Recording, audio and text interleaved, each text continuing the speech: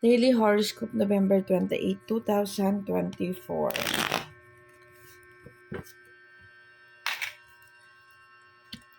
Para kay Scorpio.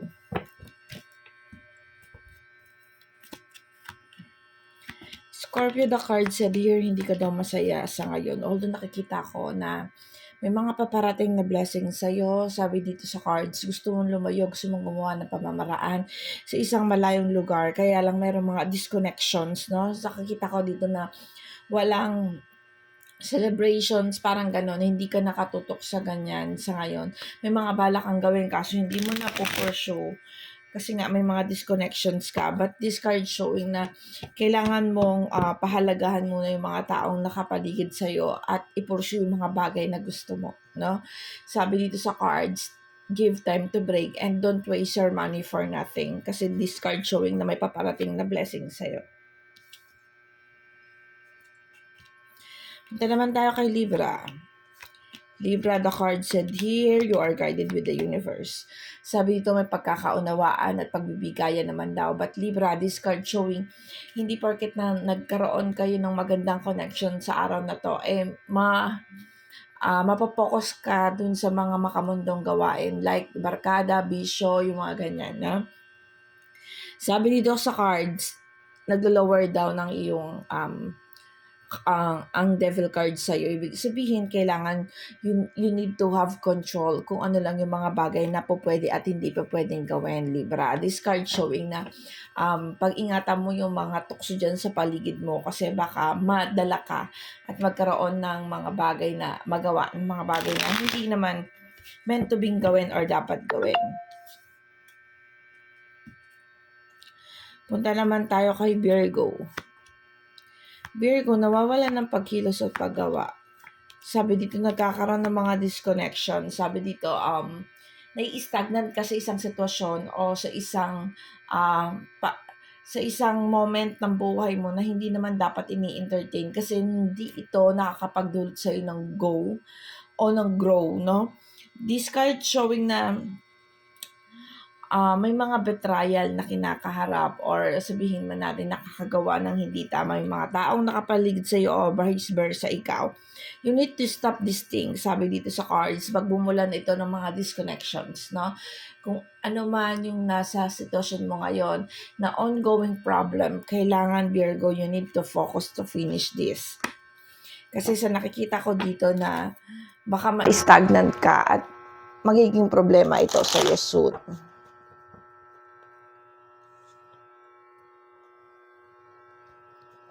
Punta naman tayo kay Sagittarius.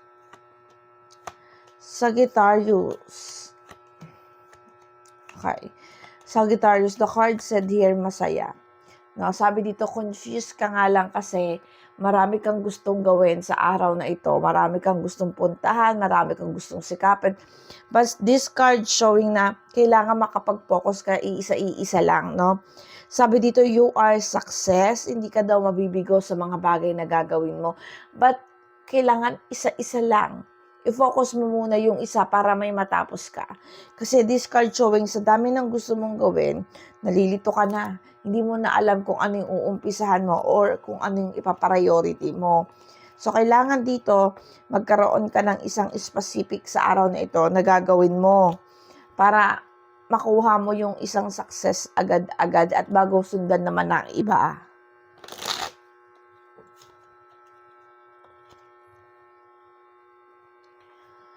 Pupunta naman tayo kay Leo. Leo, the card said here. Okay. May mga nagne-negative dun sa cards mo. Sabi dito, Leo, sa cards, may mga bagay daw na hindi na-approve or hindi nagiging okay para sa'yo. This card showing na imbalance, improper balance ito.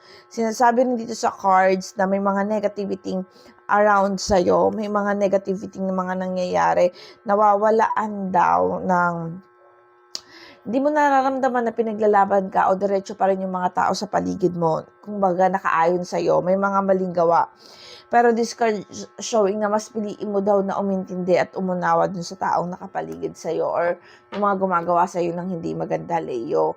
Kasi this card showing na expect mo talaga na may mga negativity, may mga conflict na paparating sa'yo. Pero yun nga, kailangan na lang natin unawain kasi kapag sinabayan mo pa, mas malaking gulo. Pupunta naman tayo kay Cancer. Cancer, sabi dito sa cards. Okay. Kung binabalak mo daw gumawa ng pamamaraan sa malayo o umalis, umiwas, sabi dito sa cards, yung mga bagay daw kasi na pinaglalaban mo, nakakadulot sa'yo ng pain o pighati, sabi dito sa cards. Pero, things will gonna be okay. Hindi mo daw pwedeng takasan or pumunta ka sa malayo, umiwas dun sa problema na kinakaharap mo, Cancer. Kailangan daw harapin mo ito kasi hindi naman daw masusolusyonan ng pag-iwas o paglayo yung problema na kinakaharap mo. Although nakita ko dito you feel unsuccessful at betray, nasasaktan ka, pero you need to gumawa ng pamamaraan, you need to fight for that and hanapin mo daw yung justice, no? Sabi dito, ilaban mo lang kasi hindi naman matatapos kung hindi mo siya haharapin or hindi mo talaga siya tatapusin.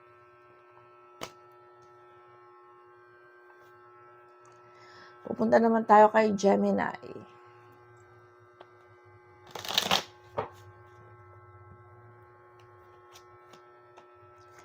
Gemini, the card said here, may mga bagay ka daw dapat malaman o matuklasan. Sabi dito sa cards, you feel some innocent. Parang naglo-loading ka, na-stagnant ka sa isang sitwasyon. Meron kang ongoing battle sa sarili mo, Gemini, na hindi mo ma-express. Like, okay ka naman, pero hindi pa ito deserve. Parang may mas gusto ka pang mangyari o mamarating. Sabi dito sa cards, pakikipagkasundo at proper na pagdedesisyon, hindi ka daw mabibigo. No? Sa nakikita ko, okay naman yung takbo ng araw mo, Gemini. Ayun lang, you feel something empty. Make it for Taurus.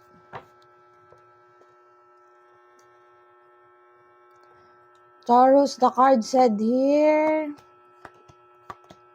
magkakaroon daw ng new beginning. Kung nagsisimula ka ngayon at nakikita ko dito na okay naman yung flow ng iyong araw, sinasabi dito sa cards, nagkakaroon ng pagkakaunahan, nagkakaroon ng pagiging masaya. Ayun nga, wag daw masyadong pansinin lang yung mga negativity. Meron pa rin mga maling gawa, pero hindi na kailangan itong pahalagahan. So, kailangan mag-focus muna tayo dun sa masasaya lang at happy moment natin, na wag natin hayaan masira.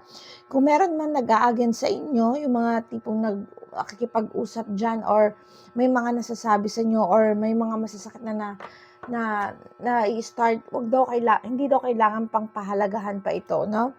Focus muna dun sa happy moment at dun sa pagbabago sa ngayon. Pupunta naman tayo ngayon kay Aries. Aries, the card said here, conflict. Okay. Sinasabi dito sa cards, mag-new beginning daw kahit daw na hindi mo nagagawa ng pamamaraan yung problema sa ngayon kasi hindi naman ikaw yung dapat na sumulusyon doon. Siyempre, kailangan mutual, may mga katulong ka, may mga dapat din gumawa. Pero kung hindi sila gumagawa, wala ka pong magagawa, no? Kung hindi sila tumutulong sa'yo para i-fix yung problema, you cannot force them. Kumbaga, parang ganon. Sabi dito, bumubungad ang conflict. So, kailangan hinahinaan natin yung temper natin, yung mga bagay na masasabi natin, no? Medyo tignan natin kung ano yung mga mabibitawan natin masasakit na salita, baka kasi hindi na ito uukma para sa mga tao na nakapaligid sa atin. So, be careful for that. And then this card showing na may mga paparating na blessing sa iyo pagdating sa finances. So, doon ka na lang mag-focus muna kaysa makipagtalo o makipag-argument ka sa mga taong hindi ka naman nakikita or nabibigyan ng halaga. Punta tayo kay Pisces. Pisces, the card said here, may paparating na blessing para sa'yo. This card showing kung may mga negativity ka man ng mga past few days, kung may mga problema ka mang hinaharap, lalo na pagdating sa finances, masusolusyonan ito. No? Magagawaan daw ng pamamaraan, Pisces. This card showing na may iaayos yung lahat. And sinasabi dito sa cards na kung kinakailangan mong lumayo, umiwas para ma-achieve o para maayos yung mga gusot o mga problema na kinakaharap mo, gawin mo daw kasi ito daw yung makakapagpakalma ng iyong brain or yung parang matapos ba yung problema mo.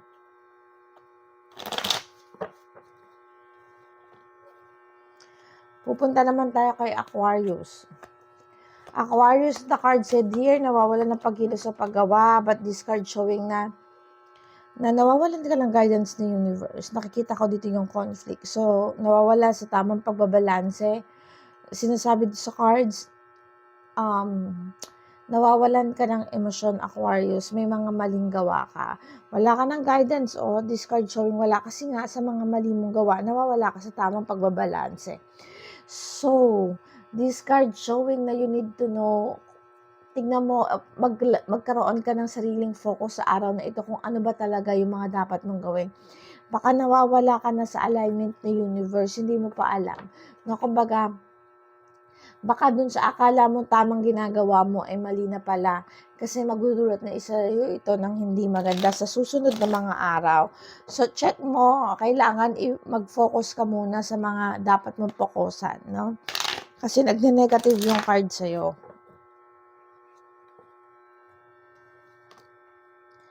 Punta tayo kay Capricorn. Capricorn, the card said, here, tuloy-tuloy lang pagbibigayan, pagkakaunawaan. Nawawala lang sa pagbabalanse, pero nakikita ko dito, pagdating sa finances, maganda naman yung takbo. Sabi dito na nagkakaroon lang ng konting sigulot. Although wag mong isipin na hindi ka nila napapahalagahan kasi nakikita ko dito sa cards, napapahalagahan daw yung bawat tulong na ibinibigay mo. Ayun lang, parang hindi lang sila kontento or kailangan pa ng much more. Ganon, no? Hindi sila satisfied. Nakikita nila na tumutulong ka pero hindi sila feeling nila may kulang pa, may kaya ka pang ibigay. Gano'n, no? But you need to have limitation daw po. Yun yung sinasabi sa cards. At ito lang po ang aking daily horoscope. Salamat po sa mga sumusubaybay. Paalala po, ito ay isang gabay lamang. Pasensya na po kayo, naputol, pero pagsasamahin ko na lang. Thank you.